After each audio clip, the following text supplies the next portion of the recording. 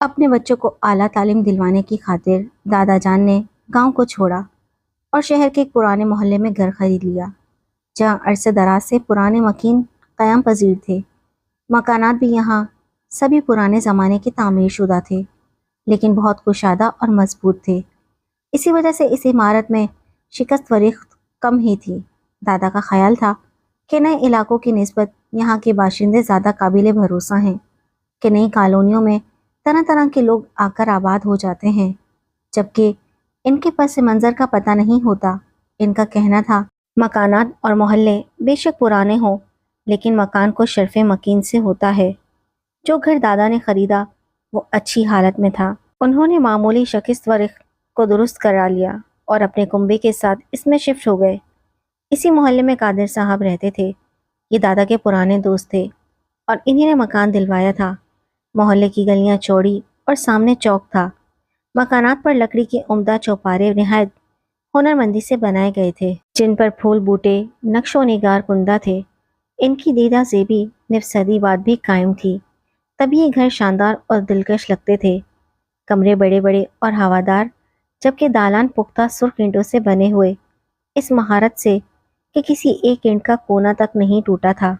رشتہ دار آتے تو مکان کی تعریف کے بغیر نہ جاتے تھے۔ اسی گھر کے ساتھ ہی ایک دوسرا مکان برائے فروخت ہوا، عرصے سے خالی پڑا تھا۔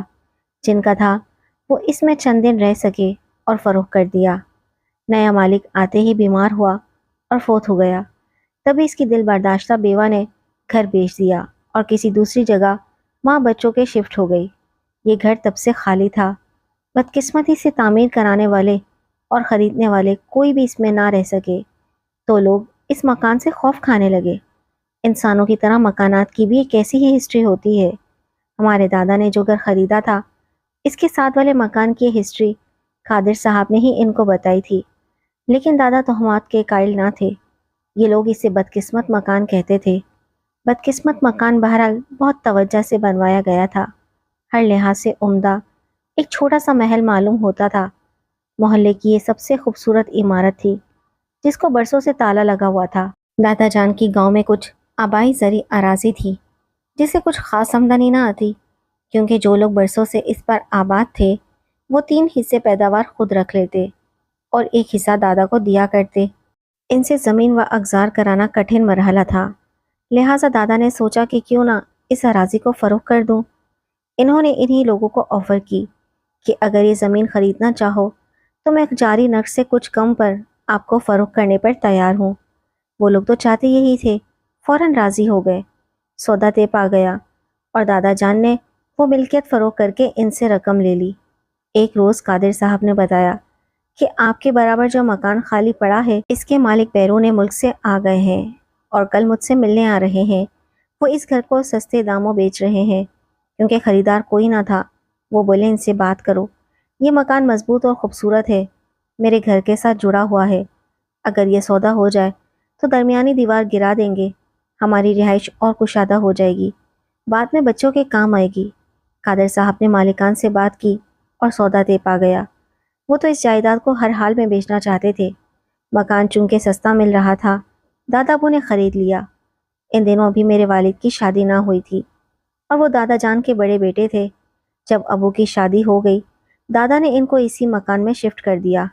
شروع میں امی اور ابو اس میں رہائش پذیر ہوئے، لیکن میری والدہ کا جی گھبراتا تھا۔ انہوں نے اپنی والدہ سے درخواست کی کہ انابی کو میرے پاس بھیج دیں، مجھ کو اکیلے میں ڈر لگتا ہے۔ یہ ایک لاوارث خاتون تھیں، عرصے سے نانی کے پاس تھیں اور امی ان سے مانوس تھیں۔ انابی ہمارے گھر رہنے آ گئیں۔ میری پیدائش کے بعد امی کو انابی کی ضرورت ہوئی، سو وہ مستقل ہمارے گھر قیام پذیر ہو گئی۔ میں چھوٹی سی تھی، وہ مجھے لے کر پائیں باغ میں جا بیٹھتی، خود چٹائی پر آنکھیں موندے لیٹ کر دھوپ سینکتی اور قریب ہی میں کھلونوں سے کھیلتی رہتی۔ وہاں آم اور جامن کے درخت تھے، کھیلتے ہوئے ادھر کی طرف چلی جاتی۔ عموماً 3 سال کے بچوں کو باتیں یاد نہیں رہتی، لیکن اس وقت کی باتیں اچھی طرح میرے ذہن میں آج بھی محفوظ ہیں۔ درخت کے نیچے میری عمر کے اور بھی بچے مجھ کو کھیلتے نظر آتے۔ وہ گورے چٹے اور گول مٹول سے ہوتے اور میں ان کے ساتھ کھیلتی۔ انابی کی شاید آنکھ لگ جاتی تھی اور میں کھیل میں مگن ہو جاتی۔ تب امی کی آواز سنائی دیتی، انابی، پنکی کو لے آؤ، اس کا کھانا تیار ہے۔ کھلا کر سلا دو، تھک گئی ہوگی۔ امی کی پکار پر انابی کو ہوش آتا، ہڑبڑا کر اٹھ بیٹھتی اور مجھے بازوؤں سے پکڑ کر اٹھاتی اور اندر چلنے کو کہتی، اور میں ساتھی بچوں کی طرف رہنا چاہتی تھی۔ تب روتی اور ضد کرتی تو انابی حیران ہو کر کہتی، ارے چلو پنکی، آخر تم کس لیے نہیں جا رہی ہو؟ میں اشارہ کرتی، تب کہتی، یہاں کون ہے؟ یہاں تو کوئی بھی نہیں ہے۔ وہ مجھے اپنی طرف کھینچتی اور میں چلاتی، انابی وہ نہ جانے اسے اپنی معصوم آنکھوں سے کیا نظر آتا ہے، کیا ہے پنکی وہاں؟ وہ تشویش بھرے لہجے میں پوچھتی۔ میں درخت تلے بیٹھے بچوں کی طرف اشارہ کرتی، اپنے ساتھ کھیلنے والے بچوں کی موجودگی کا احساس دلاتی، مگر ان کو کچھ بھی دکھائی نہ دیتا۔ بازوؤں سے پکڑتی اور زبردستی اندر لے جاتی۔ بی بی جان، دیکھو تو پنکی کو یہ روز ایسی کھیل میں مست ہوتی ہے کہ جب اندر آنے کا کہتی ہوں ضد کرتی ہے، زبردستی لاتی ہوں تو رونے چلانے لگتی ہے۔ شروع میں امی نے دھیان نہ دیا، ایک روز وہ خود ادھر آ گئی، دیکھا کہ انابی مدہوش پڑی ہے اور میں درخت کے سائے تلے کھیل میں مگن ہوں، لیکن ایسے کہ جیسے کوئی بچہ دوسرے بچوں کے ساتھ کھیلتا ہے۔ اس انداز سے میرا کھیلنا امی کو عجیب لگا، آگے بڑھ کر مجھے اٹھا لیا، تبھی رونے چلانے اور مچلنے لگی۔ اتنے میں جو بچے میرے ساتھ کھیل رہے تھے وہ اٹھ کر بھاگے اور غائب ہو گئے۔ یہ منظر صرف میری آنکھیں ہی دیکھ سکتی تھیں، کوئی اور نہیں دیکھ سکتا تھا۔ لیکن بچپن میں مجھے تو اس امر کا ادراک ہی نہ تھا کہ میں کیا دیکھ رہی ہوں، جو انابی اور امی کو دکھائی نہیں دیتا۔ گرمیوں کا موسم آ گیا، اب صبح سے دھوپ تیز ہو جاتی، درختوں کے سایوں نے رخ بدل لیا۔ انابی مجھے وہاں نہ بٹھاتی جہاں میں پہلے بیٹھ کر کھیلا کرتی تھی، لیکن وہی بچے دوسری سمت میرے پاس آ کر دائرے میں بیٹھ جاتے اور کھیلتے۔ صرف مجھے ہی نظر آتے تھے، انابی کو نہیں۔ تپش بڑھی تو وہ مجھے وہاں سے اٹھا کر صحن میں لے جانے لگتی۔ میں کہتی، انابی دیکھو وہ سامنے بیٹھے ہیں، مجھے انہی کے پاس جانے دو، ان کے ساتھ کھیلوں گی۔ اب میں خوب فراٹے سے بولنے لگی تھی اور اپنا معافی ضمیر سمجھا سکتی تھی۔ کون ہے؟ کہاں ہے؟ انابی گھبرا جاتی، دیکھو وہ رہے بچے۔ کون سے بچے بھائی؟ وہاں تو کوئی بھی نہیں ہے، وہ مجھے بلا رہے ہیں، کیا آپ کو نظر نہیں آ رہے؟ نہیں تو جانے کیا کہتی ہو، چلو۔ میں مچل جاتی، ادھر کو بھاگتی جدھر وہ ہوتے، اور انابی حیران ہو جاتی۔ ایک دن انابی نے والدہ کو بتایا، وہ مجھ کو اس وقت دیکھنے آئی جب میں پائیں باغ میں اپنی مخصوص جگہ پر کھیلنے میں مصروف تھی۔ میرے کھلونے ایک طرف پڑے تھے اور میں ان بچوں کے آگے پیچھے بھاگ رہی تھی جو صرف مجھے نظر آتے تھے اور انابی کو دکھائی نہ دیتے۔ میری ماں دنگ رہ گئی، انہوں نے عجیب انداز سے کھیلتے پایا جیسے کہ میں کسی کے ساتھ کھیل رہی ہوں، بھاگ دوڑ کر رہی ہوں۔ وہ ڈر گئی اور مجھے دادی کے پاس لے گئی، ان کو احوال بتایا۔ وہ بولی، بہو یہ مکان عرصے سے بند پڑا تھا، ممکن ہے کسی اور مخلوق نے بھی اس میں بسیرا کر لیا ہو، تم اس کو درختوں تلے مت جانے دیا کرو، بلکہ پائیں باغ کی طرف جانے والا دروازہ ہی بند کر دو۔ والدہ نے ایسا ہی کیا، نتیجہ یہ ہوا کہ میں چڑچڑی اور بیمار ہو گئی، کھانا پینا چھوڑ دیا۔ تب دادی مجھے دم کرانے ایک مولوی صاحب کے پاس لے گئی۔ اب وہ روز گھر آ کر مجھ پر دم درود کرتے۔ تب میں نے کھانا پینا شروع کر دیا، لیکن پائیں باغ کو جانے کی اب بھی ضد کرتی، کیونکہ میرے ساتھی وہاں تھے جن کے ساتھ کھیل کر خوش ہوتی تھی۔ انہی دنوں میری بہن پیدا ہوئی، اب میں اکیلی نہ تھی، چھوٹی کے ساتھ خوش ہوتی تھی۔ انابی اسے لے کر صحن میں بیٹھتی اور امی کھانا بناتی۔ ایک روز وہ برآمدے میں جھولے میں لیٹی تھی اور انابی پاس بیٹھی تھی۔ میں بھی پالنے سے لگی تھی کہ اچانک انابی نے جمائیاں لینی شروع کر دی، پھر وہ فرش پر لیٹ کر سو گئی۔ تبھی میں نے دیکھا کہ ایک عورت پالنے کے قریب آئی، اس نے ننھی کو بازوں میں اٹھا لیا اور درخت کی طرف چلی گئی۔ یہ منظر دیکھ کر میں رونے لگی تو انابی کی آنکھ کھل گئی۔ میں نے پالنے کی طرف اشارہ کیا، وہ حیران ہو گئی کہ ننھی کدھر گئی ہے۔ تبھی میں نے روتے ہوئے درخت کی طرف اشارہ کیا۔ اس وقت میں بول نہ پا رہی تھی، جیسے زبان کسی نے پکڑ لی ہو۔ انابی گھبرا کر اندر کو دوڑی اور امی کو پکارا، بی بی جان کہاں ہو؟ ادھر آؤ، کیا شگفتہ کو تم اٹھا کر لے گئی ہو؟ وہ پالنے میں نہیں ہے۔ قبل ازیں امی آتی، مجھ کو عورت دوبارہ برآمدے میں نظر آئی۔ اس نے میری ننھی منی بہن کو پھر سے پالنے میں لٹا دیا، خود درخت کے سمت چلی گئی اور غائب ہو گئی۔ امی نے دیکھا کہ ننھی تو پالنے میں لیٹی ہے، بولی، انابی کیا ہو گیا ہے؟ تم کو بچی تو یہ سو رہی ہے اور تم واویلا مچا رہی ہو۔ انابی بیچاری لاجواب تھی، میں بتانا چاہتی تھی سب کچھ مگر بتا نہ سکی، زبان نے ساتھ نہ دیا۔ وہ عورت بعد میں بھی کئی بار پائیں باغ میں اور نلکے پر مجھے دکھائی دی۔ کبھی بچے اس کے ساتھ ہوتے اور کبھی اکیلی ہوتی۔ وقت گزرتا رہا، سمجھ آتی جاتی رہی۔ اس گھر میں کسی کو کچھ نہ کچھ غیر معمولی ضرور محسوس ہوتا تھا، لیکن ایک میں ہی تھی جو کبھی کچھ اور کبھی کچھ دیکھتی تھی اور کسی سے بیان بھی نہ کر سکتی تھی۔ ایک بار دیکھا کہ کچھ لڑکے اور لڑکیاں بیری کے درخت کے ارد گرد چکر لگا رہے ہیں اور دو عورتیں نلکے پر کپڑے دھو رہی ہیں۔ ایک بار جاڑے کے موسم میں دیکھا کہ درخت پر آم لگے ہیں۔ ضد کرتی انا بھی آم توڑ کر دو۔ وہ کہتی ہے یہ کیسی بن موسم برسات ہے، بھائی کیا سخت جاڑے میں کبھی آم کا پھل آتا ہے؟ کہاں ہے آم؟ وہ دیکھو وہ رہے۔ میں اصرار کر دی، لا دو نا۔ ارے بھائی مجھے نہ ستاؤ، وہاں کچھ نہیں ہے، چلو اندر۔ کبھی کھینچتی ہوئی کمرے میں لے آتی، میں روتی رہ جاتی۔ جانے یہ کیسا کرشمہ تھا، گھر میں مجھے ہی کچھ نہ کچھ غیر معمولی نظر آتا تھا، کسی اور کو نہیں۔